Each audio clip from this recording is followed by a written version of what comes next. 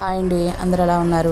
ఈరోజైతే నేను కోండెడతవల్లో ఉన్న కోడసత్త అమ్మవారి దర్శనానికి అయితే వెళ్ళామండి. ఆషాఢ మాసం ఆఖరి ఆదివారం కదా, అసలు ఎక్కడ జనాభా ఖాళీ లేరండి. అసలు గుడంతా ప్రాంగణం అంతా కూడా ఎక్కడ చూసినా రూమ్స్ లేక టెంట్లు వేసుకొని భోజనాలు అయితే పెట్టుకుంటున్నారు, నైవేద్యాలు పెట్టుకొని. ఆషాఢ మాసంలో అమ్మవారికి అయితే నైవేద్యాలు పెట్టుకుంటాం కదా. ఇలా అయితే ఈరోజైతే ఆఖరి ఆదివారం వల్ల కోడసత్త అమ్మవారికి అయితే శాకంబరి అవతారం అయితే అలంకరించారు. గుడంతా కూడా కాయగూరలతో చాలా బాగా అలంకరించారు.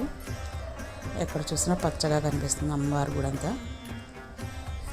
గుడి లోపల అమ్మవారి గుడి లోపల అంతా కూడా పచ్చగా, ఎక్కడ చూసినా అంతా పచ్చగా కట్టారు. అమ్మవారిని కూడా చాలా బాగా అలంకరించారు శాకంబరిగా. ఈరోజైతే మా ఫ్రెండ్ వాళ్ళు అక్కడ మొక్కు తీర్చుకోవడానికి అయితే వచ్చారు. అందుకు మేము కూడా వచ్చాం వాళ్ళతో పాటు. అమ్మవారి దర్శనం అయితే చాలా బాగా జరిగిందండి. మీరు దర్శించుకోండి. అమ్మవారి స్వచ్ఛమైన తల్లి.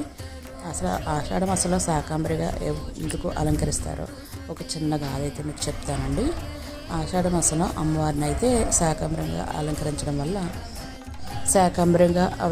వల్ల ఒక్కోసారి అయితే లోకంలో కరువు కాటకాలు అయితే వచ్చాయటండి. ఆ కరువు కాటకాల నుంచి ప్రజలను కాపాడడానికి శాకంబరిగా అయితే అమ్మవారు అవతరించారంట.